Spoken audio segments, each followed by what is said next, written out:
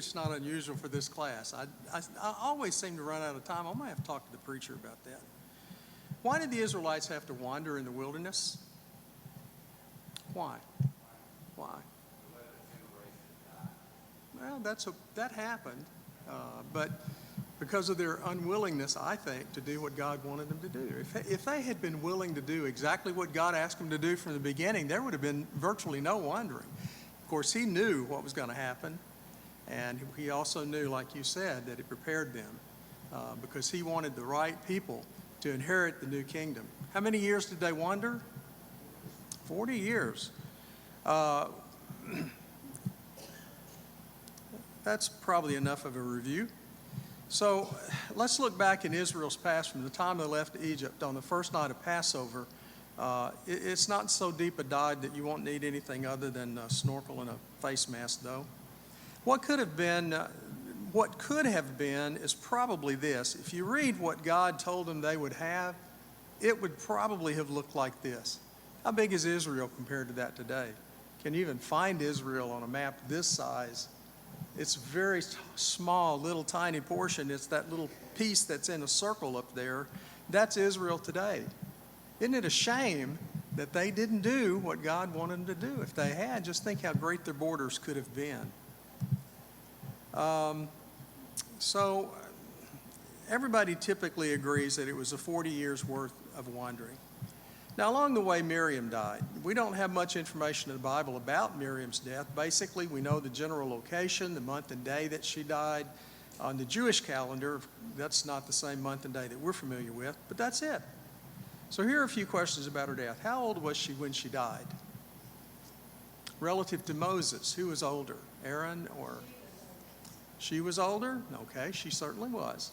We know that because she found the baby in the bushes, didn't she? How important was she to Moses and Aaron? Was she very important to Moses and Aaron? Oh, yeah. I mean, they leaned on her a lot. I know they did. How did it make Moses feel then to find in his mind that he still had to get there and she didn't get to Canaan? Can't you just imagine that that ate on him a little bit, that she didn't make it to see the promised land? Well, what about Moses? Do you think he thought the whole time, I know God's going to put me there because I'm doing all of this for him? Yeah, I think he was really kind of angry or upset when he died, realizing that he wasn't going to get to see the promised land either. Miriam died. She was buried in Kadesh. That's a word that you hear, but sometimes we refer to it as Kadesh Barnea. It's the same place. It's on the right side of the map, just outside of what we know as Israel today. It's down below Israel a bit and outside of Israel. Moses, Aaron, or Miriam, did we already say this? My memory is so short. Who was older? Miriam was older, right, okay. She was how many years older than Moses? 10, 15, what do you think? 13. When she left?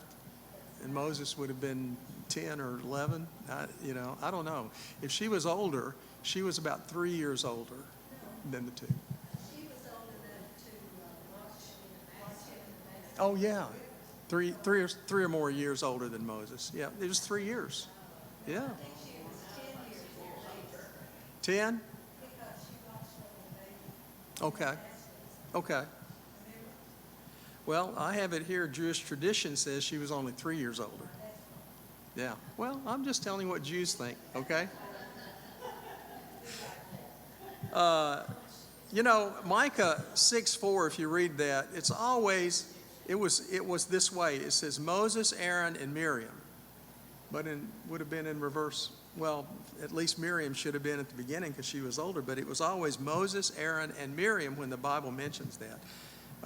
But that's not necessarily the way it was. How many times did Moses bring water from a rock? Well, you could technically say Moses didn't do it. God did it, right? But how many times did God tell Moses to go do something and get water from a rock? And you said 2 times, 3 times? Sounds like a trick question. Some people hold the Bible as telling us 2 times about the same event that only happened once. Most others believe, and I believe, it was two separate events for two reasons. Because it's thought the two locations are not the same. One happened when they were in Meribah, and one happened when they were in Rephidim. And because Moses' actions at the two occasions were totally different. What he did on both of those were different. He struck the rock in both cases, right? He did exactly what he did from the second time as the first time. He was told, though, the second time only to speak to the rock, and he chose to strike it instead. He stepped out and said, either in his mind, hey, it doesn't matter, God doesn't care if I speak to it or hit it, it's going to get water. Or he thought, I need to be part of this. I don't want to just speak to the rock and it give water. I want to hit it. I want to prove that I did this to everybody. So we'll look at this a little bit more.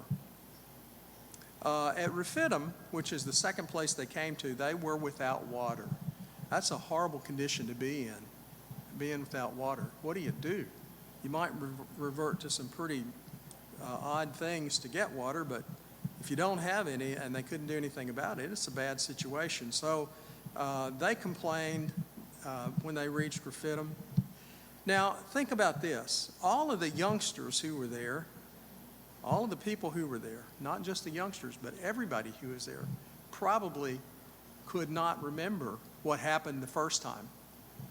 The people who were there could not remember what happened the first time. They died. Most of them were dead. The people who were there were their sons and their daughters, and they didn't witness what happened. So they cried, we're out of water, we're thirsty. And God told Moses to strike the water the first time. And Paul reminds us it was there that Jesus stood between Moses and his staff, and when that staff came down, it hit Jesus first, and then it hit the rock. That is an interesting thing that Paul makes point of in Corinthians, I believe. But this time, Moses is told, you don't need to strike the rock a second time because Christ has already been hit. I mean, what that served, you don't need to do that anymore, so just speak to the rock. Now, the people who were there would have been the descendants of those parents who saw all of that happen before. After hearing the complaint of the people, you can imagine what Moses and Aaron already knew, what their grumbling meant. God is going to be angry. And when God gets angry, just like when Mama gets angry, ain't nobody happy, right? When she's not happy. They heard them fussing and grumbling. The duo headed straight to the tabernacle to plead to God on their behalf. Did they go inside where God dwelled? They were afraid to go inside. There's probably smoke coming from it. There was probably grumbling and noise and everything going on in there. So they fell down face first at the entrance to the tent. They didn't go inside. Moses and Aaron wanted to take action before it was too late. And they got there and they laid down in front. Now, God told Moses he had heard the people's grumbling. They want water. So a rock is going to be provided, and this time go speak to that rock. But Moses didn't do as God commanded for some reason. He went to the rock, and instead of speaking to it, he raised his arm and he struck it, just like he had done earlier. The people were expecting him to do that, and they wanted a spectacle. Why do you think Moses did that? Really? I mean, why? Well, perhaps he didn't listen well to God. Do your children always listen to you and do what you ask? No. My children didn't, I know. Perhaps they thought it didn't make a difference whether he struck it or spoke to it, like I've mentioned. And perhaps Moses thought he'd make a bit more dramatic and grandstand a little bit.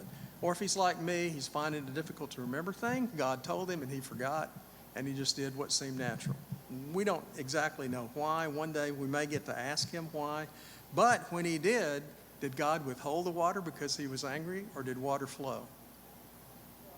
It flowed out, didn't it? Just like it did the first time water came from a rock.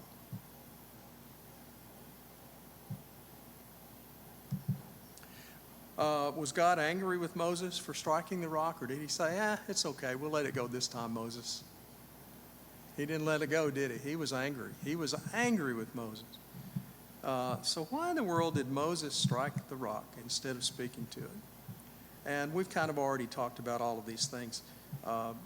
He could have been angry when he did it. because the people were begging for water again and not trusting God. It may be that Moses had the wrong attitude at the time. You ever do things out of the wrong attitude? It's not fun, is it? I mean, when you have to do something, do it the wrong attitude. It's possible he finally got to a point where he didn't trust God anymore. I don't know. I mean, I don't know why. There are some reasons for that. The theme seems to be, though, if you look at things that occurred over and over and over again since the beginning, people have said, God, I'll have it my way. Thank you very much. I'm going to do things my way. This is something that happened before. It happened with the spies. But then, in the water from the rock incident, he trusted God at Meribah and followed the instructions, but now he must have felt he needed to impress the people or whatever, and he did it differently than he should have a second time. Now, there's a lot of evidence that the Israelites, and possibly even Moses, didn't trust God. Moses, though, because he did what he did, he was not allowed to set foot in the promised land. God said, you will not see the promised land. He didn't know that until after he made this mistake at Rephidim. Nadab and Abihu offered strange fire, didn't they? They put fire in the altar that was bad. Now later, King Saul is going to be told to go back to the area in the south exactly where they are and destroy the Amalekites and destroy the king. Did Saul do that? No. You're going to find out when we get there, he didn't do that either. So there's just a lot of evidence that the Jews just didn't listen to God, did not do at all what God wanted them to do. So, how long did they wander in the wilderness? 40 years altogether? In truth, we don't know. I'm sorry. That question was how long ago did they wander in the wilderness? Well, we really don't know. We also really don't know the length of time that they spent wandering. We say 40 years. Kadesh was the place where they spent the most time, and when they got there, they stayed for 38 years of their 40-year wandering. Now, we always just picture them picking up tent and setting it up and moving again tomorrow and the next day and moving it again. That's not quite the way it was, folks. They worked hard on a long journey to get down to Kadesh Barnea. When they got there, they stayed there 38 years. Think about that. The people didn't have to pick up their tents and move. They had gotten away from that routine. They were somewhere else now in a place that they felt was where God wanted them to be. And it certainly was a very important place to them later in their history. Abraham is going to come later. He's going to fight the Amalekites there. He's going to hold up his hand for as long as he can, and his hand falls and the battle dwindles, and then his helpers raise his hand, and you know that story. Two events displeased God very much there. One was reported, the 12 spies. When the spies came back, they came back to Kadesh Barnea and told the people, forget it. We've wandered now for so many years, and we've stayed here at this rock. We're going to have to stay here forever because we'll never get Canaan. And if they had done what those spies told them to do, they never would have. It said the 12 spies reported what they observed, but the people refused to take the land. And so for this, their wandering in the desert was lengthened until such time as Moses, Aaron, and Miriam, all three died, and another person could take charge. The leadership had to go. I've worked in several companies where the company has decided the leadership has to go, and that's kind of what happened there. Here's a list of the stops that they made. They traveled a total of 6 different legs on that journey along the way to get to where they are. Pardon me. Numbers 33 lists a total of 39 stops, and Deuteronomy 1 through 2 doesn't really quite tell you exactly how many stops there were. Now, it's amazing to think they wandered for such a long time. If the wandering includes the time they camped, it was about 40 years, but the actual time they spent moving from one site to another appears to be only about 2 years. In other words, they got there fast, and there they stayed for a long time before they decided to go in and take that land that God had given them.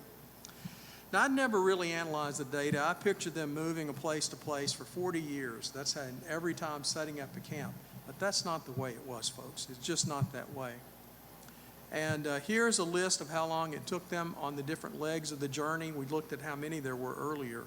And it took them about 2 years to wander to all these locations, but 38 years they were spent in one location.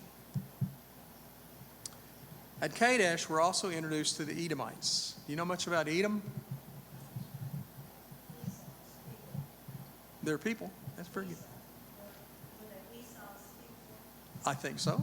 That's why they were called Edom, basically, because Edom and Esau mean the same thing. Yeah. I think you're close. They were cousins of the Jews, if you will. They lived down to the south of the Israelites, and they're going to prove to be a problem for all the way up until the time King Saul comes. And even after that, Saul didn't totally eradicate the problems God told him to. They were the favored enemies for the Jews of all time. Just like Jacob and Esau quarreled, Israel spent the rest of their time quarreling with these people. And King Saul in BC 11 are going to send troops down there. God told him to destroy every single one of them. Not only them, but their cattle and their sheep and their goats and everything else. Destroy them. Just get rid of them. Wipe them off the face of the earth. But they didn't do that. They brought some back, and that proved to be a problem for the Israelites pretty much all the rest of their time. Now, two very important deaths are mentioned at Kadesh Barnea. The first, of course, is Moses' sister. The Bible gives only 5 Hebrew words about her death. In a very matter-of-fact way, it says, "And Miriam died there and was buried." Miriam died there and was buried. 5 words, that's all. It's really surprising her death was dismissed so easily and quickly in the Torah. A year after Miriam died, Aaron died. Moses was forewarned that Aaron was about to die, told them all to get ready for it. Moses made Aaron's son, Eleazar, the high priest. I never think about Moses and Aaron, and I hardly ever think about Aaron being the first high priest, but he was. After him, only the descendants of Aaron could be high priests. For as long as they were high priests, you had to prove that your lineage goes back to him. Aaron's garments were then given to be worn by Eleazar, and Aaron died and was buried on Mount Hor. Miriam's gone, Aaron's gone, Moses is the only one left.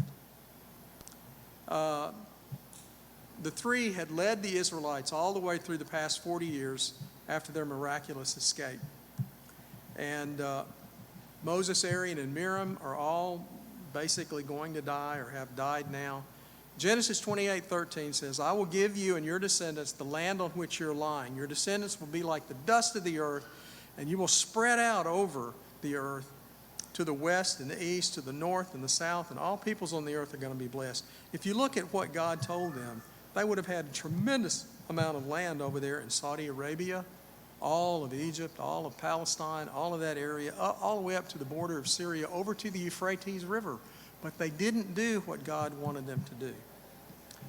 And the bell rang, and I can't do what I wanted to do, which is take my time and go through all of this, but to thank you for being patient with me. Next week, I think my computer will work better. See you guys then. We have some visitors here. I've seen you before. I think you've been here before. I know you have.